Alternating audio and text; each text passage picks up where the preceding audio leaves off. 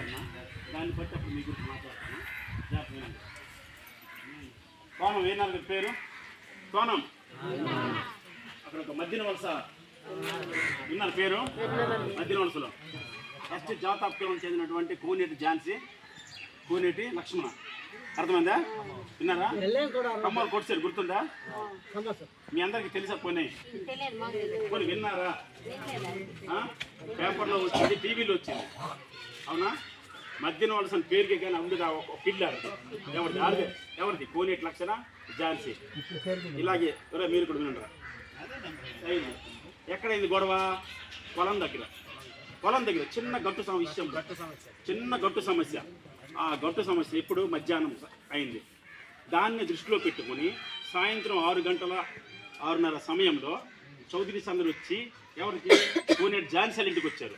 వచ్చి రోడ్డు మీద ఉంటే దాన్ని లాక్కి వెళ్ళిపోయి పట్టి దాన్ని తెగిపోయి అలాగే వాటిని తీసి పాముల మట్టతో కొట్టారు. గొడవ ఎక్కడ జరిగింది? పొలం దగ్గర జరిగింది. తగు ఎక్కడ జరిగింది? ఇంట్లో జరిగింది. దానికి దీనికి సంబంధం ఉందా? కరెక్ట్, పాయింట్కి వచ్చాం కదా. ఇది అంతే, జాగ్రత్త వినండి. ఈ గొడవ ఎక్కడ అయింది? ముందు రెండో ఎక్కడ జరిగింది? దానికి సంబంధం ఉందా? ఇప్పుడు ఏదైతే చెప్తున్నారు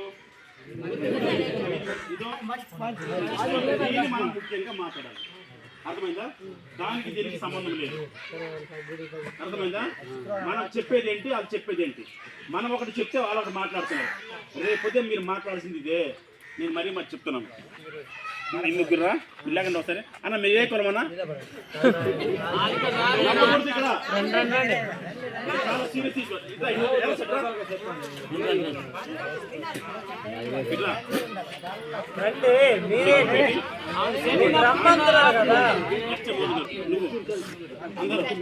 అందరు మోగుతోర్లే.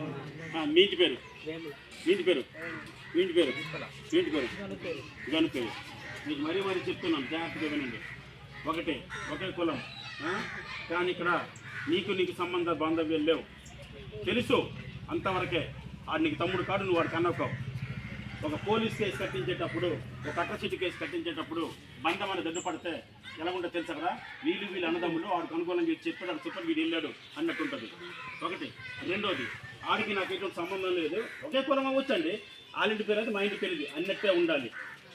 గుర్తుంచుకోండి, కేసు బలపడాలి అంటే ఆ విధంగానే ఉండాలి, ఆ విధంగానే మనం ముందుకెళ్ళాలి. అర్థమైందా? కేసు గొడవ ఇప్పుడు జరిగిందో మీకు తెలుసు. రేపొద్దున ఇప్పుడు మనం కేసు పెట్టబోయే కేసు పూర్తి పరాలకు అందరికీ తెలియాలి.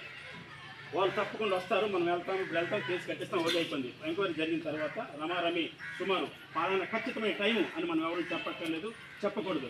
సుమారు, సరేనా? సుమారు 6:30 గంటల సమయంలో లేదంటే 7:30 గంటల సమయంలో అనేది చెప్పాలి తప్ప కరెక్ట్గా అదేనండి అని మనం ఎప్పుడు చెప్పకూడదు. అర్థమైందా? ఏ విధంగా కూర్చోడు, ఎవరెవరు అలా వస్తున్నారో ఆడేమన్నాడు, అర్థమైందా? అడుగుతారు, ఇదే విధంగా అడుగుతారు. గుర్తుంచుకోండి, నీ ముందు కెమెరా పెడతారు, అబద్ధం చెప్తాను అడుగుతారు. నీకు అడిగింది కాక నీకు పక్కకు తీసుకెళ్తారు. ఒరే ఆడిలా చెప్పాడు నిజమని అడుగుతారు. నువ్వేమనుకుంటావు? ఓహో అది చెప్పాడు, అలా చెప్పాడు, అయితే ఇలా చెప్పలేమో అని అనుకోవచ్చు. అలా చెప్పకూడదు. నువ్వేం చెప్పాలనుకున్నావో అదే కరెక్ట్ని చెప్పాలి. అదే ఫిక్స్ అయిపోవాలి. నువ్వు ఆడేం చెప్తాడు నాకు అనవసరం అండి, జరిగింది ఇది, నేను చూసింది ఇది అని నువ్వు చెప్పాలి. సరేనా? మీ నలుగురు అలాగే ఉండాలి కేసు విషయంలో. మీ అందరికి అర్థమైందా?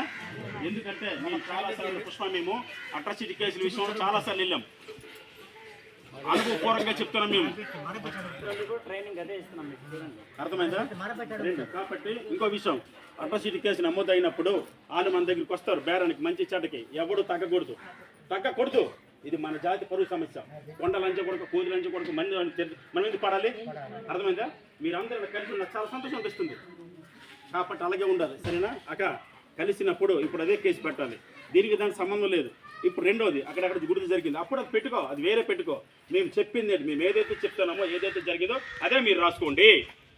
ఉన్నది ఉన్నట్లే రాసుకోండి, మిగతా చెప్పకండి. మాకు అనవసరం. దెబ్బ తగిలింది మాకు, ఆడు తిట్టింది మాకు, మా మనోభావాలు దెబ్బతిన్నాయి. అవునా కదా? మేము బాధపడ్డాము, మేమేం తక్కువ? ఆడవాళ్ళు బతుకుతున్నామా? అవునా కదా? అడగండి మేమేం తక్కువ? ఆ జాతి గారి పెద్ద కావచ్చు, మా జాతి మేము పెద్ద. మేము కష్టపడి బతుకుతున్నాం, ఎవరి మీద ఆధారపడే బతకట్లేదు. మా కష్టం మాది అని అనాలి. సరేనా? ఈ తల్లిదండ్రులు ఉన్నారు, నీకు కూడా చెప్తున్నాను. మరి ఏం పర్లేదు, వినండి అమ్మా చెప్తాను. నా కొడుకు ఆ రోజు కొట్టాడు, అది చనిపోతే పరిస్థితి ఏంటి? మేము బాధపడతాం, తల్లిదండ్రులు మేము బాధపడతాం. డబ్బులు అయితే సంపాదించుకోగలం, పిల్లలకి మనం కలగలమా, తెచ్చుకోగలమా? అంత పెద్ద కొడుకు పోతే మా పరిస్థితి ఏంటి? ఆడ అలా మనిషిలా ప్రవర్తించాడా అని మీరు గట్టిగా మాట్లాడగలగాలి. వాళ్ళు మాట్లాడుతూ మీరు అందరూ సపోర్ట్ ఉండాలి. ఇక్కడ మనకి ఇంట్లో పక్కింట్లో వ్యక్తిగతంగా చాలా ఉండొచ్చు, కానీ జాతి పరంగా కులం పరంగా మనం ఒకటవ్వాలి. మరి చెప్తున్నాం, ఒకటవ్వాలి, ముందుకెళ్ళాలి. అలా అయితే రేపొద్దున ఎవరైనా భయపడతారు, నాయన అంత జనాలు ఎక్కువ ఉన్నారు బాబు, ఐక్యంగా ఉన్నారు బాబు, తొక్క తీసేస్తారని. అర్థమైందా? 2 ఎవడే ఏ నా కొడుకు దయ్యేస్తా మరి మళ్ళీ లైఫ్లో ఆడకూడదు, కాలు జబ్బ తీసాలి. నీ జబ్బు ఎక్స్ట్రోల్స్ రాకూడదు అన్నట్టు ఉండాలా. కసి ఉన్నా నవ్వులు అట్టు ఉండకూడదు. అక్కడ కోర్సు ఉండాలి మనందరికీ కూడా. ఊగిపోవాలి, నా కొడక మా ఊళ్ళు కొడతారు నువ్వు బయట నుంచి వచ్చి అనుకోండి. ఇప్పుడు పుష్ప చెప్పాడు, జాగ్రత్త వినండి. షెడ్యూల్ ఏరియా భూభాగంలో జనగణన అనేది ఎస్టీ వరకు జరగాలి అనే విధంగా పెట్టాం మనందరూ కూడా. ముందుగానే ముందు తర్వాత ఏమో అవన్నీ పెట్టుకున్నాడు, మనసులో పెట్టుకునే నా కొడక ఎరా మేము ఉండకూడదా, ఇలా చేస్తారా మాకు అని మనసులో పెట్టి కొట్టాడేమో. ఎవరికి తెలుసు? మీకు తెలుసా? అది తెలిసి ఉండొచ్చు, వాళ్ళు పెద్ద ప్లాన్ వేసుకుండొచ్చు. అవునా? ఇంకా వెళ్ళాడేమో, భవిష్యత్తులో ఇది జరగబోతుంది తిరిగి లేకుండా ఇంకా. కాబట్టి ఇవన్నీ మనం మనసులో పెట్టుకొని దయచేసి చెప్తున్నాను. ఈ విధంగా ఉండాలి, ఇదే విధంగా ముందుకెళ్ళాలి. ఈ విషయంలో మాత్రం అడ్వకేట్ నమోదు చేయాలి, ఎట్టి బస్సులో వదలకూడదు. సార్కి ఆల్రెడీ చెప్తాము, మాట్లాడాము, ఆయన కూడా మనకు తెలిసినట్టు కాబట్టి ఏం పర్వాలేదు. వాళ్ళు ఇంకేం చెప్తారు ఇంక గుర్తు మరీ చెప్తున్నాను. దానికి చెప్తారు. ఇప్పుడు ఉదాహరణ మీకు చెప్పాను, మధ్యవర్తి కేసు. అలాగే దానికి సంబంధం లేదు. ఈ కేసు కట్టిన తర్వాత దాని సంగతి చూసుకుందాం. అవన్నీ అనవసరం. అర్థమైందా? మా ఊరికి తిట్టాడు, ఏంటి కొండ లంచ కొడగానే తిట్టాడు, కోతి లంచ కూడా తిట్టాడు, మా మనోకు దెబ్బతిన్నాయి, మా అమ్మ పిల్లల్ని తిట్టాడు. ఇదే అర్థమైందా? ఇదే విషయం మీద వెళ్ళాలి, ఆ రకంగా చెప్పాలి. తిట్టడం కాదు, ఏమి లేదు, ఏం చేయకుండా దాడి చేశాడు. అవి ఉన్నాయి తిట్టినప్పుడు. అన్నా రెండోసారి తిట్లు గుర్తుపడ్డాయా? ఇంకో విషయం, సరే నాకు దాడి చేసినా అటు గిరిజనేతరుడు కాబట్టి మనకు చెల్లుతుంది. 2 హాస్పిటల్కి వెళ్ళిపోవడానికి ఇంకేమన్నా అమ్మా? ఆ రోజు డాక్టర్ ఎవరు ఉన్నాడా? అది చేశారా? మనం వెళ్ళి తీసుకుందాము.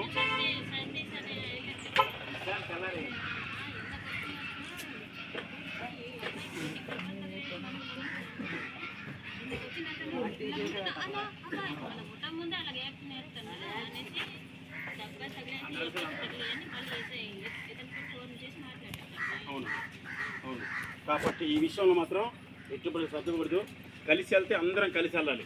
అవసరం పని మానేడు పూట నష్టం ఏం లేదు, మనమంతా ఒకటి. అలాగే ఉండాలి సార్ సర్పంచ్ గారు, అర్థమైందా? అలాగే ఉండాలి. ఈ ఒక్క విషయంలో మనం కలిసి ఉండాలి, కలిసి వెళ్ళాలి. సరేనా? భవిష్యత్తులో కూడా ఇంకా చాలా పరిణామాలు జరిగిపోతున్నాయి. అది మనందరి కోసమే.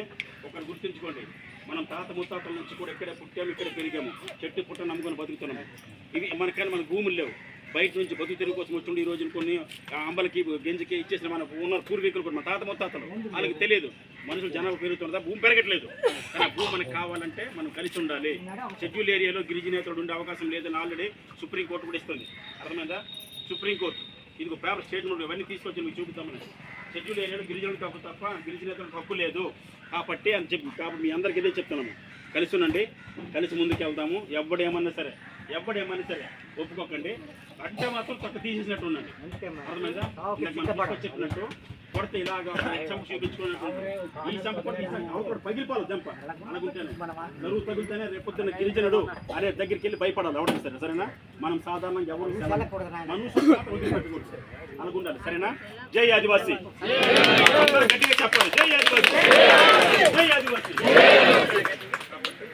పుష్ప ఎవరెవరు